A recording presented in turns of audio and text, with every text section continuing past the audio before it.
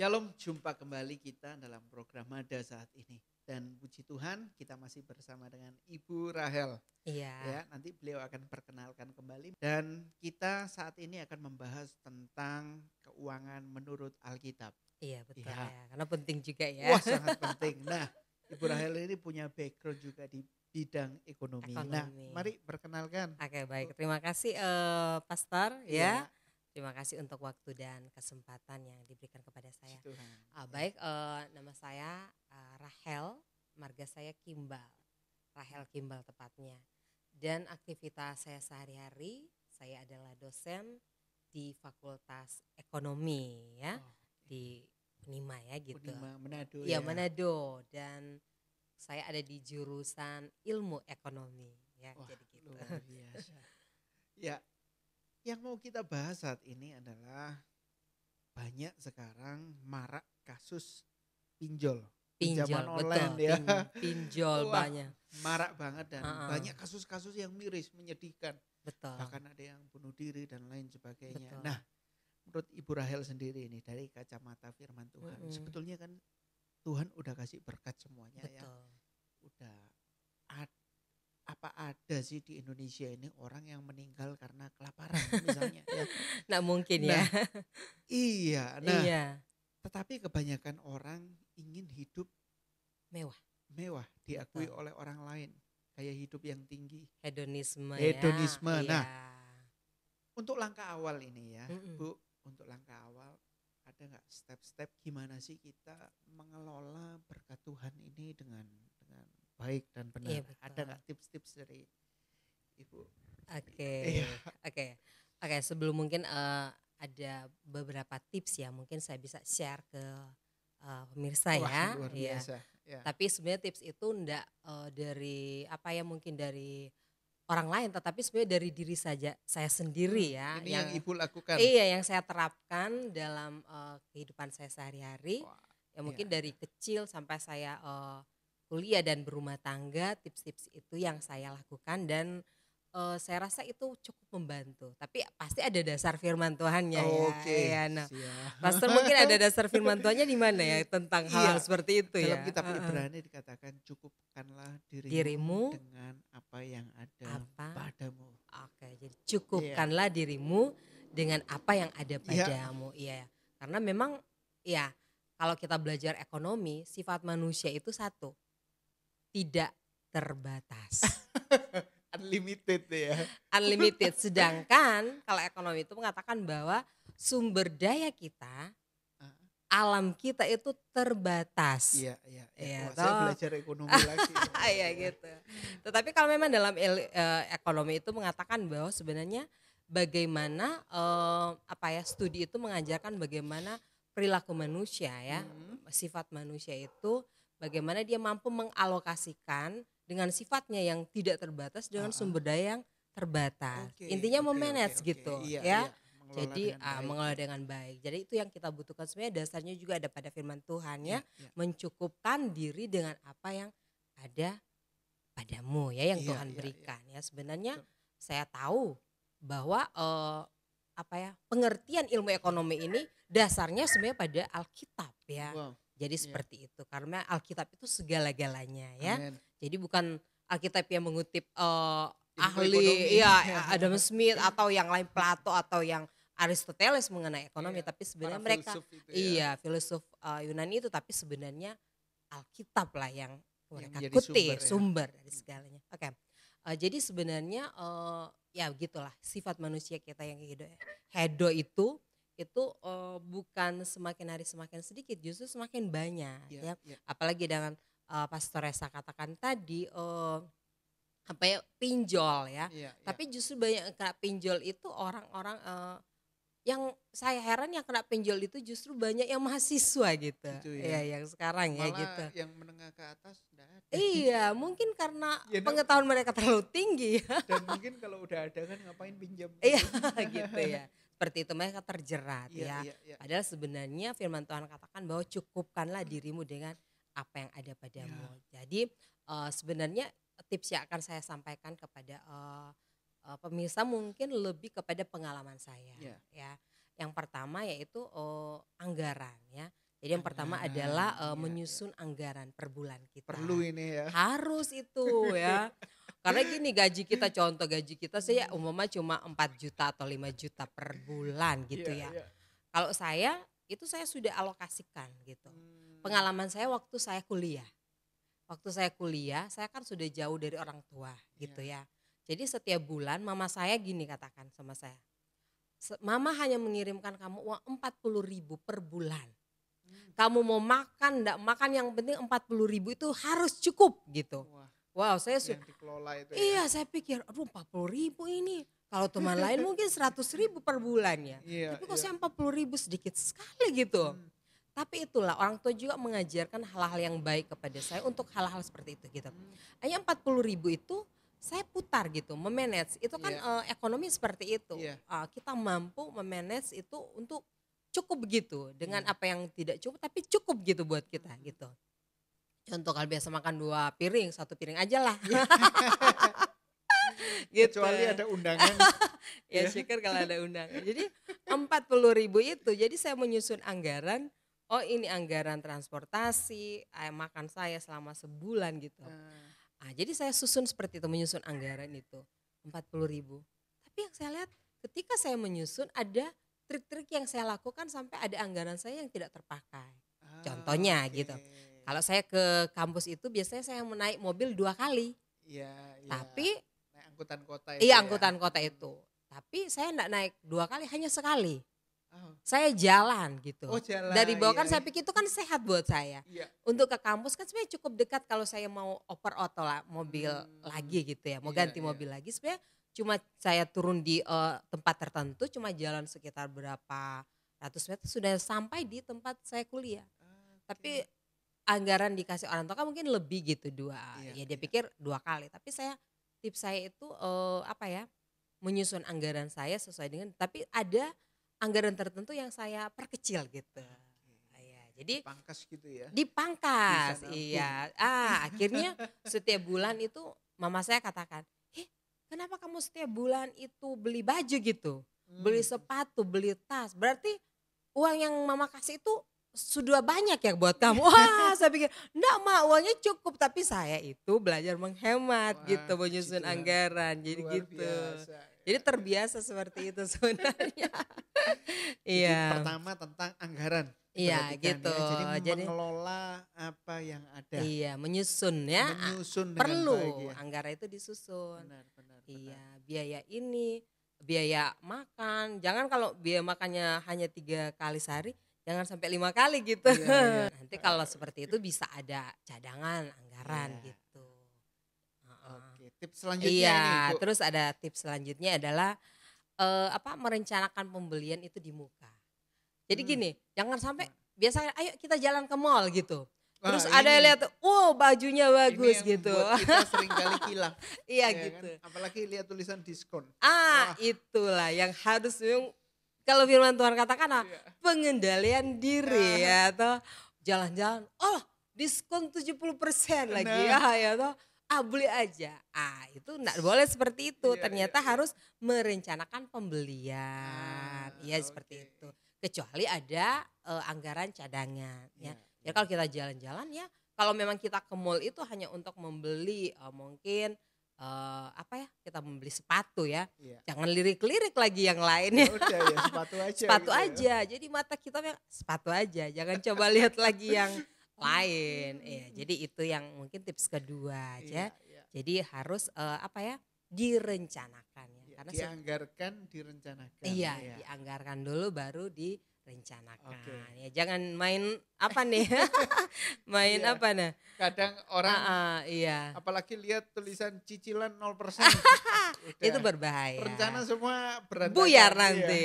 Nanti Tuhan cukupkan. Nah, ini yang bahaya ya. Betul. Jadi kita harus berhikmat juga Iya, ya. iya. Karena kalau kita mungkin berpikir seperti ini, oh cicilannya nanti Tuhan yang tanggung gitu.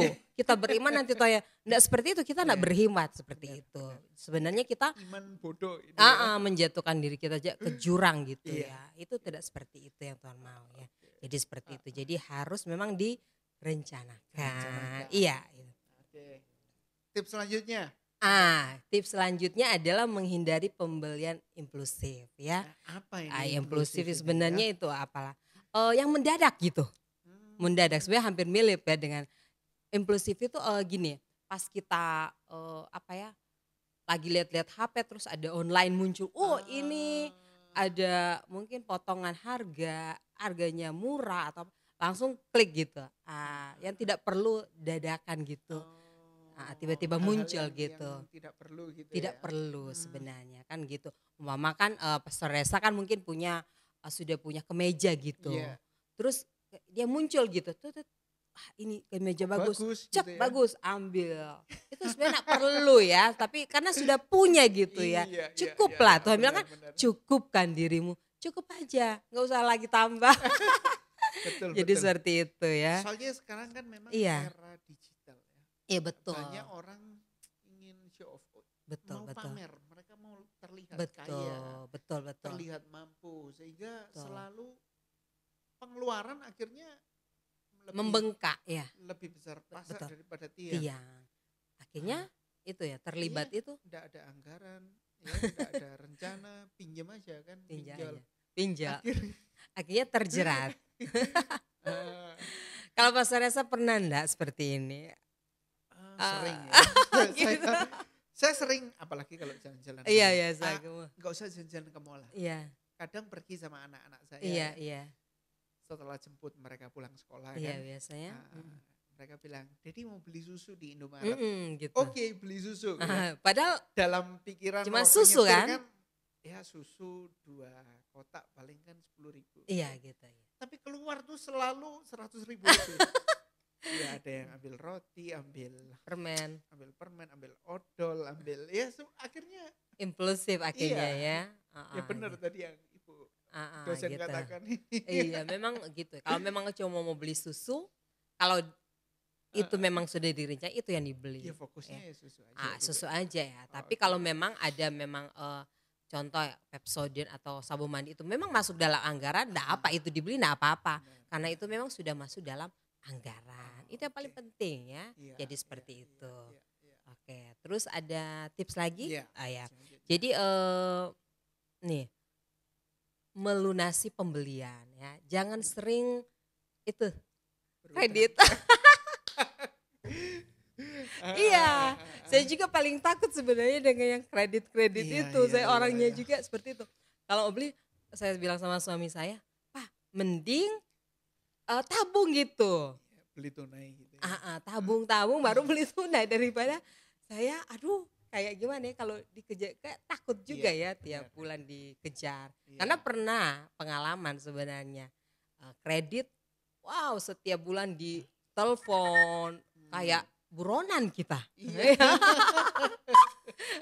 Kayak buronan, jadi kalau nggak dibayar kayak diancam-ancam gitu. Padahal cuma kredit spring bed, malu-malu ini ya. Jadi sejak peristiwa itu, enggak, saya enggak mau lagi, gitu ya? Kapok enggak mau lagi. Saya mau beli cash aja. Mending nabung, tapi nabung gitu, iya. Jadi menahan sesaat saja untuk keinginan kita di waktu yang akan datang daripada kita menahan apa nih? Benar. Iya, saat saja. Daripada menanggung malu, mending menabung. Iya, saya takut ya kalau kita diteror ya oleh kolektor ya. Debt kolektor. Jadi memang bagus ya tipsnya dari anggaran. Kalau kita punya planning, nggak ada pembelian impulsif, kita bisa saving gitu ya, bisa nabung lalu. Ya kalau mau beli ya baru dari anggaran yang ada kan, dari sisa anggaran yang ada. Daripada kita harus mengeluarkan uang untuk hal-hal yang tidak perlu kan. Kebanyakan seringkali seperti itu. Ya. Sehingga banyak orang pun yang tadi yang ingin terlihat mewah, kaya, mereka terjerat banyak hal. Iya. Saya juga punya beberapa teman, bukan saya yang memojokkan mereka. Memang hanya untuk style, gaya gitu ya. Kita bisa ambil pengalamannya. Iya, saya lihat mereka mengorbankan apa saja gitu. Hanya untuk diterima di komunitasnya, di kelompoknya ya.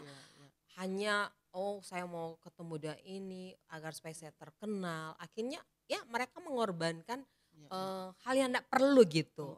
Jadi seperti itu sebenarnya enggak terlalu baik buat saya. Menurut saya sih lebih baik saya tampil apa adanya dengan ya mungkin dengan keadaan saya seperti ini daripada saya seperti menjadi pura-pura gitu iya pura-pura menjadi orang lain padahal itu bukan saya ya. Itu justru berbahaya ya. Jadi seperti itu. Anak muda sekarang cari validasi gitu ya. Mereka ingin diakui lewat gaya hidup mereka. Betul. Ya. Sehingga ya banyak sekali ambil keputusan yang salah. Iya betul seperti itu. Pinjaman online dan lain sebagainya. Iya betul. Akhirnya gak bisa bayar. Iya. Karena kalau gini, apalagi kalau anak muda mau tampilnya cantik gitu kan, mereka belum punya uang. Contoh saja anak saya katakan, kamu mau beli powder aja, bedak, ya, foundation, apa itu semua minta ke orang tua gitu. Kenapa yang harus yang mahal-mahal gitu ya? Jadi saya katakan lebih baik menggunakan produk-produk yang sederhana saja ya. Yang sesuai, yang kulit nggak rusak. Iya betul ya. Dulu aja orang-orang tua ya awet muda cuma pakai bedak Viva itu ya yang sederhana. Sekarang sudah satu macam 2 sampai di muka ini sepertinya lapis gitu ya. Lapis 10 ya lapis. Saya bingung juga pakai yang mana. Akhirnya sebenarnya konsepnya kesederhanaan saja ya. Simple gitu iya, ya. simple aja. Itu lebih sederhana itu indah. Iya. Cantik juga ya. Ada tips lainnya mungkin? Iya, oke. Tips lainnya apa ya? Jangan terperdaya oleh pemasaran. Jadi ketika itu ini ada ini. Ini marketingnya. Itu. Pinter ini kadang kita tertipu juga. Terperdaya ya. Banyak sama kayak saya lalu juga pengalaman, Bu, ambil kartu kredit gitu. Nggak dipakai apa-apa, tapi saya nggak mau. Saya pikir itu pemasaran bukan kartu kredit itu tidak baik.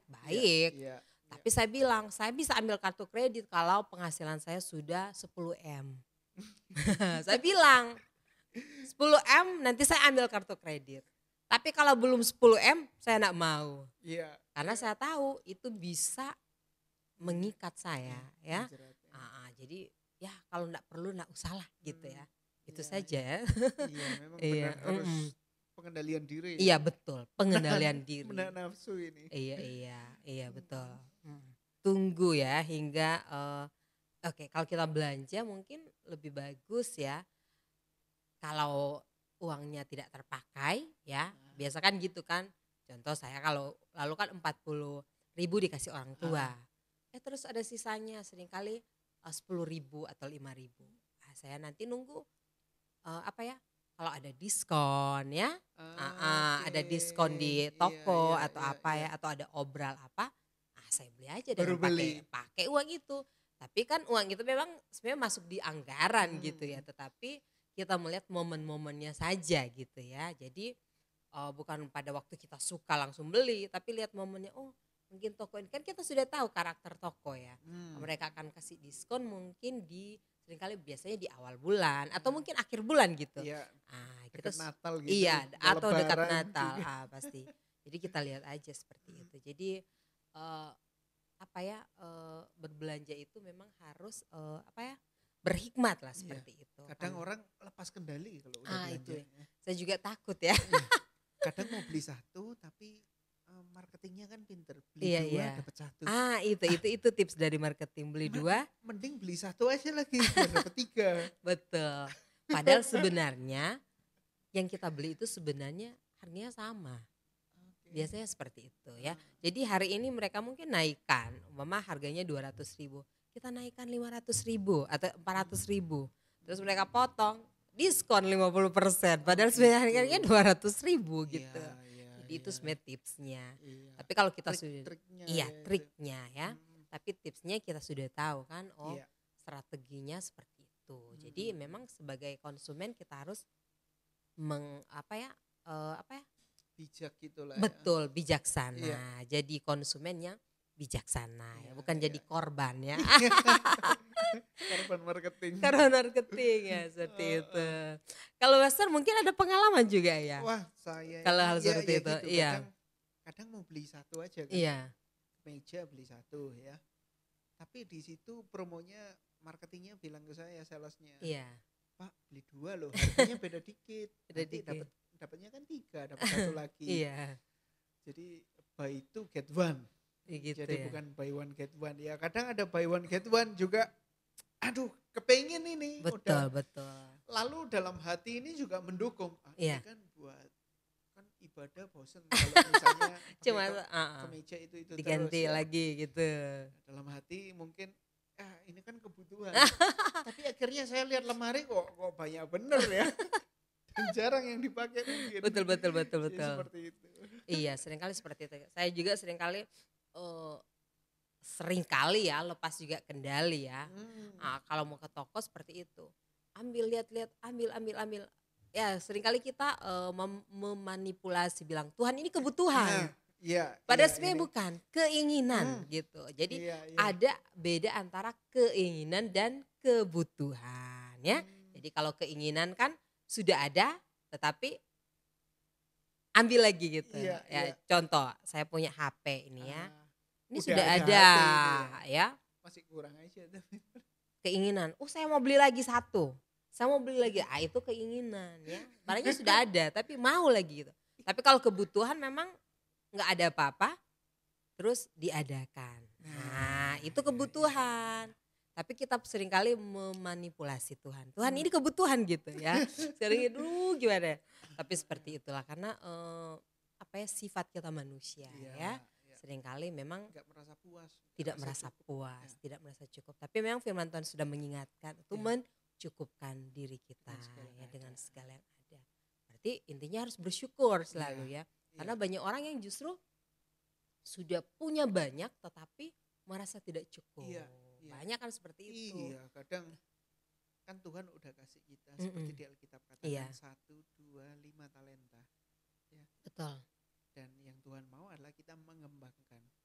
Dan Tuhan akan memultiplikasi sesuai dengan kemampuan kita mengelola kapasitas yang Tuhan udah kasih. Betul. Memperbesar kapasitas kita. Kadang kita maunya besar tapi nggak mau mengembangkan diri. Iya betul. Menyimpan saja ya maunya talenta. besar tapi nggak pernah belajar skill tertentu yang membuat kita berkembang. Betul. Kadang orang ambil jalan instan itu, jalan pintas ya utang ya. Betul. Mungkin karena nggak puas dengan dirinya, nggak puas. Betul. Sehingga dia nggak mengembangkan talentanya mungkin. Betul. Di situ akhirnya orang banyak terjebak. Iya, padahal kalau kita belajar banyak ya bahwa seperti yang Pastor katakan tadi, Tuhan memberikan, tidak pernah Tuhan tidak memberikan sesuatu kepada kita ketika Dia menempatkan kita di bumi ini. Kita semua diberikan, kalau istilah ekonomi, modal, capital. Ya, jadi ada modal. Kalau Pastor mungkin pinternya mungkin apa nih talentanya bisa? Main musik, apalagi marketing bisa ya. Marketing bisa juga. Bidang-bidang tertentu. Jadi seperti itu. Jadi ada yang Tuhan kasih buat kita. Nah, itu yang kita mungkin jadi modal buat kita untuk pertama mungkin untuk melayani Tuhan ya, untuk bekerja untuk mendapatkan uang ya toh. Ada mungkin yang pintar main musik, kita kasih les gitu. Kita dapat uang dari situ. Bisa les vokal, bisa les musik, atau yang lain-lain sebagainya. Nah, jadi Tuhan itu tidak pernah salah sebenarnya menempatkan kita di bumi ini. Karena kita memang dibekali dengan talenta, dengan skill yang ada, agar supaya kita bisa menghasilkan. Ada output, ada produk yang dihasilkan dari dalam diri kita ya, yang bisa diproduksi dan itu bisa mensejahterakan manusia gitu ya. Jadi seperti itu. Jadi dengan apa yang kita berikan, yang Tuhan berikan juga itu bagi kita dan kepada orang lain, maka ya kita intinya diberkati seperti itu. Jadi jangan selalu berpikir, saya enggak punya uang, tidak ada jalan keluar gitu, akhirnya pinjol lagi gitu. Kita aja contoh, kalau kita mau Tuhan saya butuh uang ini, kamu ketika saya butuh uang, coba kamu kerja, mau membantu orang apa, saya pasti langsung dapat uang gitu ya. Tapi kalau malas kan nggak bisa seperti itu ya. Jadi sebenarnya tidak ada jalan yang tertutup bagi orang yang mau berusaha. Iya. Ya, toh? Jadi jangan mau tiba-tiba saya mau ini akhirnya jalan pintas apa? Mencuri. Ya toh. Jalan pintas apa? Jahat, merampok gitu ya untuk mendapatkan uang. Tapi tidak seperti itu yang Tuhan mau. Ya. Jadi memfungsikan skill yang kita miliki dan skill itu bisa berguna untuk orang lain dan itu bisa mendatangkan uang atau keuntungan juga buat kita. Luar Ya, biasa ya. Jadi tips-tips yang luar biasa yang sudah Ibu dosen Rahel ini berikan ya, bisa kita praktekkan dan memang di kata penutup ini ya, kita perlu sadar bahwa memang juga kita mulai semuanya dari yang kecil kok ya. Ya betul, dari Tuhan kecil. Yesus mulai dari 5 roti dan 2 ikan. Ya betul. Mengucap syukur, berterima kasih betul. menjadi besar. Daud mengalahkan Goliat dengan batu yang kecil. Kecil, betul. Ya, tetapi bersama Tuhan jadi luar biasa. Betul, jadi besar ya. Iya, Musa belah lautan hanya dengan sebuah tongkat. Ya. Tongkat bisa jadi ular, makan ularnya orang Mesir. Tongkat ini bisa pukul batu keluar mata air. Pokoknya hal kecil yang kita lakukan dengan tulus, dengan cinta, bersama Tuhan, pasti Tuhan akan menjadikan hal-hal yang besar. Puji Tuhan, ya betul. Puji Tuhan. Ya, ada kata penutup dari Ibu Rahel mungkin pesan untuk pemirsa. Pesan saya sebenarnya satu ya, menggunakan sumber daya yang kita miliki ya. Memfungsikan sumber daya yang kita miliki yang Tuhan berikan untuk mensejahterakan orang lain. Kalau kita mensejahterakan memberi kepada orang lain pasti kesejahteraan itu juga sudah ada di dalam kita ya. Jadi jangan terpengaruh dengan gaya hidup hedo ya. Jadi aturlah uangmu sedemikian rupa karena kalau kamu mengatur uang sebijaksana mungkin itu akan memberikan kesejahteraan. Amin. Ya intinya gitu ya. Kita bisa dipercaya dengan uang oleh Tuhan, Tuhan pasti percaya. Iya betul. Jangan sampai mau dikasih 1M terus langsung Tuhan 1M ini langsung habis, nggak bisa dipercaya lagi gitu. Benar. Jadi ya seperti itu. Tapi intinya juga kalau kita orang Kristen harus memberikan perpuluhan. Iya, jangan lupa kembalikan persepuluhan. Iya betul, harus seperti itu. Puji Tuhan. Luar biasa perbincangan kita dengan Ibu Rahel saat ini. Tips-tips yang sangat luar biasa yang kalau Bapak Ibu Saudara praktekkan di rumah ini dalam kehidupan kita sehari-hari, saya yakin bisa mengubah kehidupan kita tentang uang. Iya betul. Kita punya mindset yang baru yang sesuai dengan firman Tuhan. Cukupkanlah dirimu dengan apa yang ada padamu. Baik Bu Rahel, makasih banyak. Tuhan Yesus memberkati. Sama-sama, Pastor. Sampai jumpa kembali di lain kesempatan.